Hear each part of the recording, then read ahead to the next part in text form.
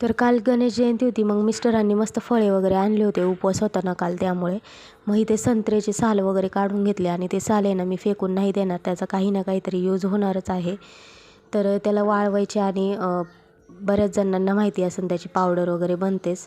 त्यानंतर मग हे देखील मी तुम्हाला व्लॉगमध्ये दाखवेलच कसं यूज होणार आहे काय. तर इथे मस्तपैकी ना मी ज्यूस वगैरे करून घेतला मिक्सरमध्ये साखर वगैरे ॲड करून. त्यानंतर इथे वरईचं तांदूळ आणलं होतं मिस्टरांनी, मग वरईचा भात वगैरे करून घेतला एक साईडला. आमच्याकडे काल आहे ना सारखी लाईट जात होती गुरुवार असल्यामुळे, त्यामुळे मी पटपट असे ना सगळं आवरून घेतलं. कारण की लाईट गेली ना मग पटकन येत नाही आणि मग खूप टाईम वेस्ट जातो. त्यामुळे इथे शेंगदाण्याचा कूट वगैरे बनवायचा होता, शेंगदाण्याची आमटी देखील बनवायची होती आणि ज्यूस वगैरे पण बनवून घेतला. तो फ्रीजमध्ये थोडासा थंड व्हायला ठेवलेला.